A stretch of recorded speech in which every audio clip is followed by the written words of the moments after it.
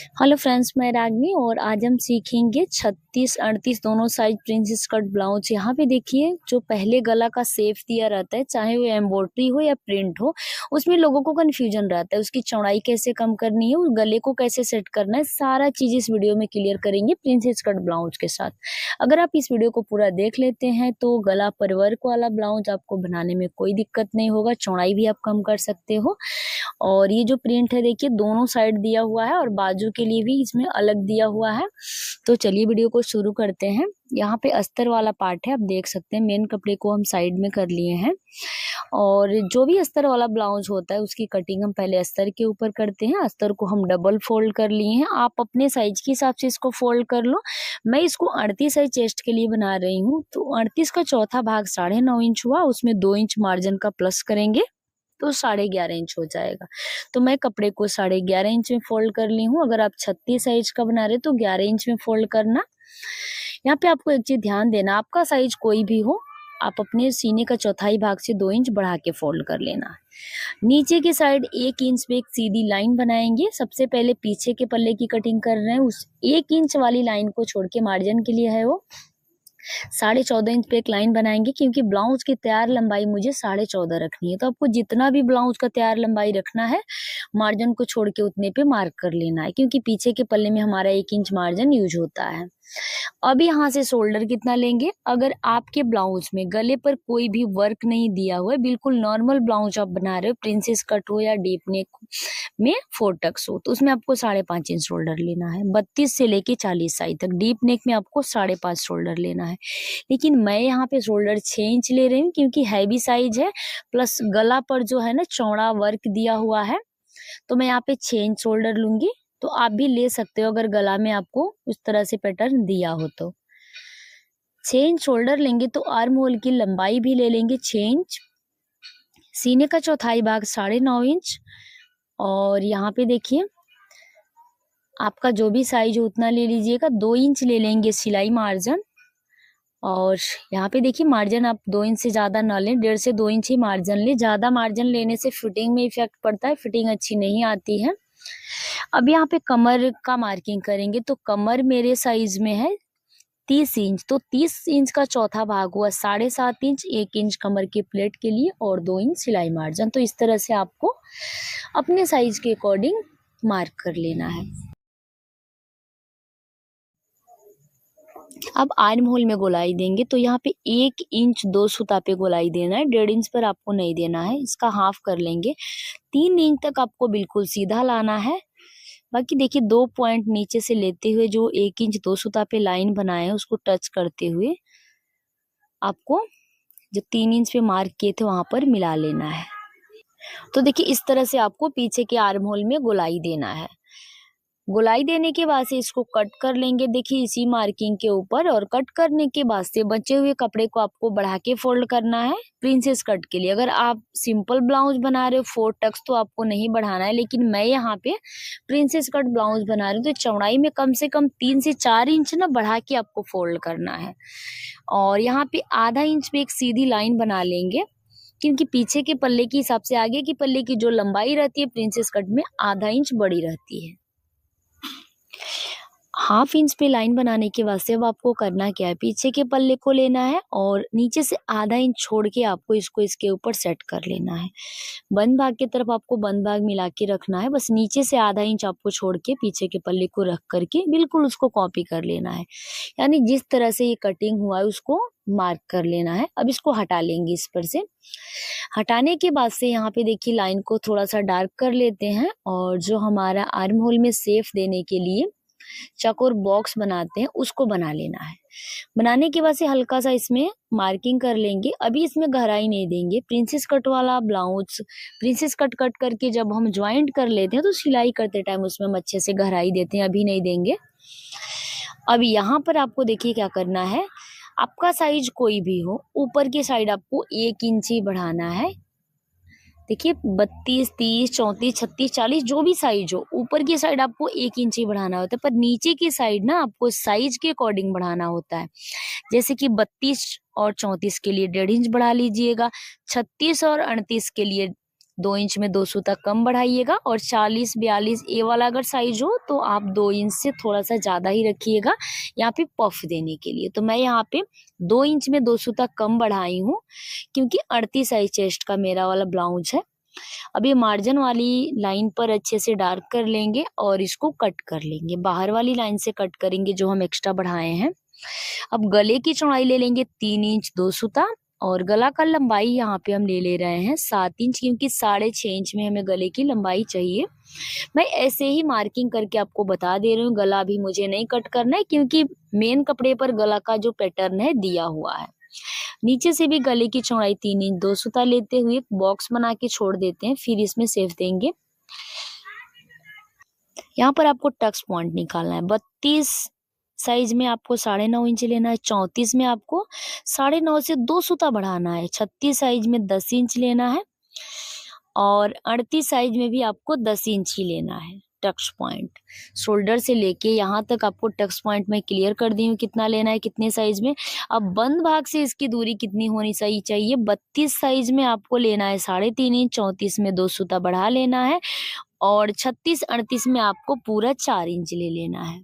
तो देखिए 4 इंच पे यहाँ पे हम मार्क कर लेंगे। तो मैं आपको हर साइज का क्लियर कर रही हूँ। इसमें ऊपर 4 इंच है तो नीचे 3.5 इंच रहेगा। आप जितना ऊपर की साइड ले रहे हो उससे आधा इंच कम करके आपको नीचे की साइड लेना है। तो नीचे 3.5 इंच पे मार्क कर लिए।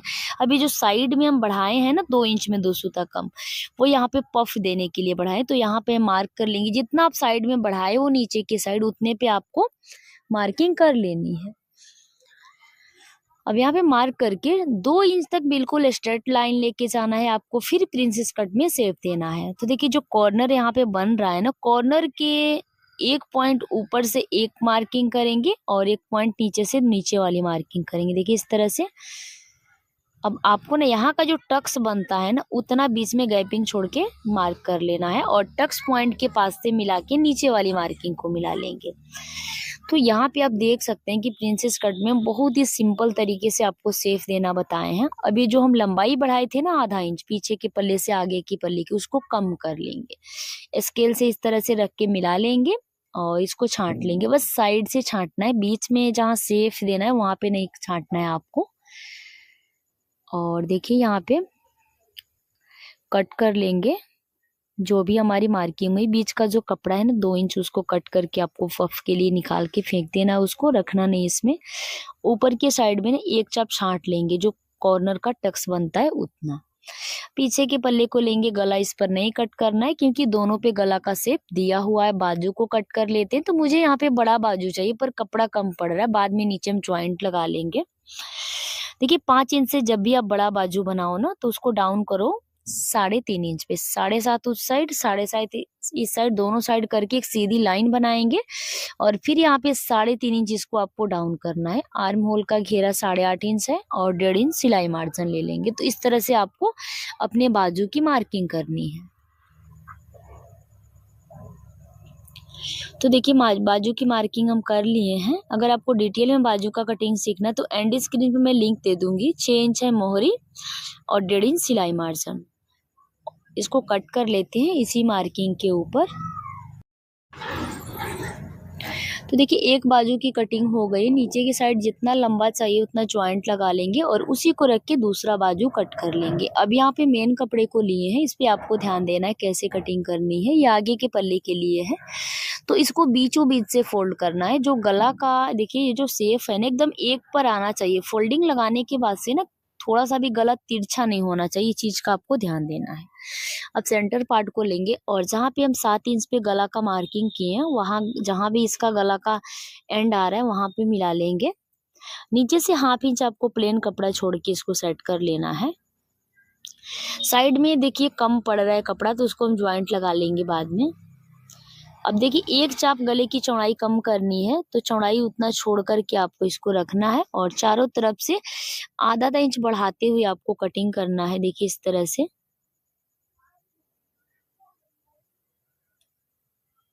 सेंटर पार्ट की कटिंग हो गई है और अब इसको हटा के सीधा में कट करेंगे, नहीं तो फिर ये जो मेन कपड़ा है इसमें से कट हो जाएगा। अब इसमें हमें दोनों साइड थोड़ा थोड़ा ज्वाइंट लगाना पड़ेगा, जैसे कि आप देख रहे हैं उतना कम पड़ रहा है। बाद में ज्वाइंट लगा लेंगे। अभी ये पीछे के पल्ले के लिए है तो इसको फोल्ड करेंगे, एकदम बीचों बीच से आपको फोल्ड करना है। अगर आपको इतना ही गला रखना है तो आप ऐसे भी रख सकते हैं, या फिर आपको गला थोड़ा सा डीप चाहिए तो बॉर्डर जो नीचे का है ना उसको कट करके आप ऊपर सेट कर सकते हैं। अब मैं देखिए यहाँ पे बीचों बीच से फोल्ड कर ली हूँ और पीछे के पल्ले को इसके ऊपर अच्छे से रखेंगे और बाजू के लिए 1/2 इंच प्लेन कपड़ा छोड़ते हुए पूरा गला रख लेंगे। अब नीचे से देखिए बॉर्डर हमारा निकल जा रहा है तो बॉर्डर को हम कट करके ऊपर के साइड ऐड कर लेंगे। इसको देखिए बराबर सेट करके रखेंगे एकदम प्रॉपर, और नीचे से बॉर्डर के बाद 1/2 इंच कपड़ा छोड़ते हुए कट करेंगे। कट करने के बाद से देखिए इसको इसके ऊपर चढ़ा के सेट करके चेक कर लेंगे कितने पे आ रहा है।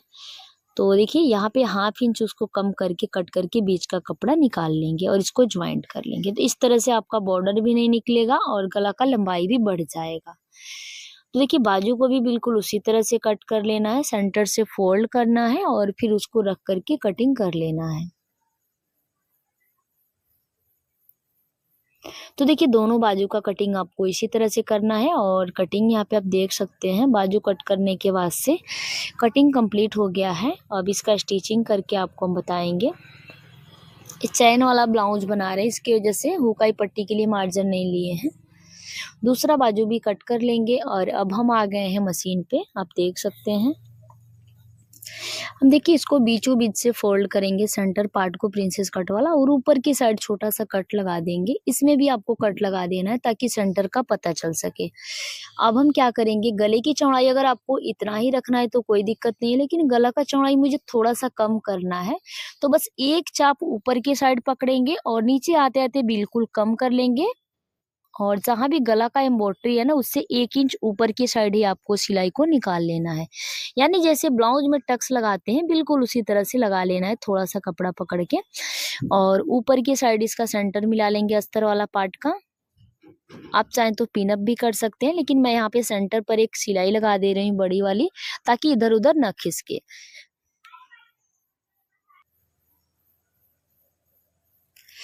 मेन कपड़े के सीधे साइड इसको रख के स्टिच करेंगे।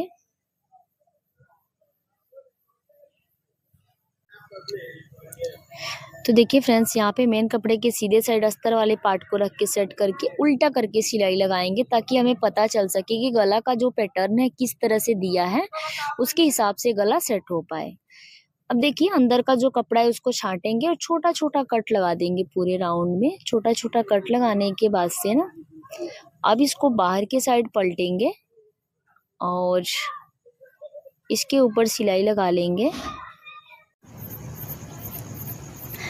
तो देखिए यहाँ पे अस्तर के ऊपर हम सिलाई लगा रहे हैं, मार्जिन वाला कपड़ा अस्तर के साइड ही रहेगा।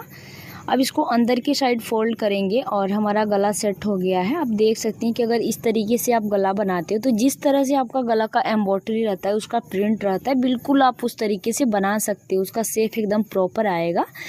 अब इसको उल्टा करके भी ना चारों तरफ से किनारे पर सिलाई लगा लिए हैं। थोड़ा सा वीडियो स्किप हो गया, उसके लिए सॉरी। बस अस्तर के किनारे पर हम सिलाई लगा लिए हैं और उसके बाद जो भी एक्स्ट्रा पार्ट इसमें बच रहा है उसको आपको छांट लेना है, क्योंकि मेन कटिंग जो होती है अस्तर के ऊपर ही करते हैं। चारों तरफ से छांट के क्लीन करने के बाद से आप देख सकते हैं, और जो साइड का इसका पार्ट होता है ना प्रिंसेस कट का, उसको भी हम अस्तर के साथ अटैच कर लिए हैं और एक्स्ट्रा पार्ट को छांट लिए हैं। अब यहाँ पे आपको प्रिंसेस कट वाला पार्ट आपस में ज्वाइंट करना है। तो देखिए यहाँ पे कभी भी ना प्रिंसेस कट वाला पार्ट नीचे से ही ज्वाइंट करके हम ऊपर तक जाते हैं। तो देखिए दोनों साइड का हम ज्वाइंट कर लिए हैं, और ज्वाइंट करने के बाद से इसको उल्टा करके ना दोनों साइड का जो कपड़ा है उसको आपको इस तरह से नाखून से प्रेस करके पहले बैठाना है, फिर आप प्रेस से इसको भी प्रेस कर सकते हैं। इस तरह से फिनिशिंग इसकी अच्छी आती है। अब दोनों साइड का ज्वाइंट करने के बाद से नीचे की साइड कमर पट्टी ज्वाइंट करेंगे। तो यहाँ पे आप देख सकते हैं बिल्कुल साइड में अगर आपको लग रहा है कि कपड़ा थोड़ा सा एक्स्ट्रा है तो एक्स्ट्रा दबा लीजिएगा साइड में। कमर पट्टी ज्वाइंट करने के बाद से उसको बाहर की साइड करके स्टिच करेंगे और फिर इसको डबल फोल्ड करके ना बड़ी वाली सिलाई के साथ सेट कर लेंगे, क्योंकि इसको तुरपाई के बाद से हमें निकालना ही होता है। तो आप जब कभी भी तुरपाई पट्टी ज्वाइंट करो तो बड़ी वाली सिलाई के साथ ही ज्वाइंट करो। तो देखिए कमर पट्टी यहाँ पे नीचे की साइड ज्वाइंट हो गया है और आगे का पल्ला हमारा बिल्कुल रेडी है। आप देख सकते हैं पीछे के पल्ले को भी ना आपको बिल्कुल इसी तरह से तैयार कर लेना है। देखिए बिल्कुल उसी तरह से गले को हम पलट लिए हैं और नीचे की साइड इसमें भी कमर पट्टी ज्वाइंट कर लेंगे। दोनों साइड का रेडी करने के बाद से अब आपको शोल्डर ज्वाइंट करना है। तो दोनों साइड आपको एकदम बराबर बराबर कपड़ा पकड़ के ज्वाइंट करना है। गले की साइड आपको थोड़ा सा ज़्यादा कपड़ा दबाना है और आर्म होल की साइड कम, क्योंकि ये डीप नेक ब्लाउज है। शोल्डर ज्वाइंट के बाद जो भी थोड़ा सा कम ज़्यादा कपड़ा है उसको बराबर करना है। फिर इसको एक पर करके आपको मिला लेना है गोलाई, और साइड में भी अगर कम ज़्यादा आपका कपड़ा हो रहा है तो उसको बराबर कर लेना है। अब यहाँ पे देखिए बाजू को हम रेडी करके रखे हैं, अस्तर के साथ मेन कपड़े को अटैच करके रख लिए हैं, चारों तरफ से छांट भी लिए हैं। अब बाजू ज्वाइंट करना है। जो बाजू आपका आगे के पल्ले के साइड आ रहा है उसमें आपको गहराई देना है, क्योंकि कटिंग करते टाइम हम गहराई नहीं दिए थे। तो आपको मिला लेना है कि कौन सा इसका भाग आगे की साइड आ रहा है, तो उसमें छटाई कर लेना है। छटाई करने के बाद से देखिए फ्रेंड्स आपको क्या करना है, जो बाजू का सेंटर है और शोल्डर का ज्वाइंट दोनों को एक पर मिला के इस तरह से चेक करना है कहाँ तक आ रहा है, कम ज़्यादा तो नहीं हो रहा है, उसको मिलाना है और बाजू को ज्वाइंट कर लेना है।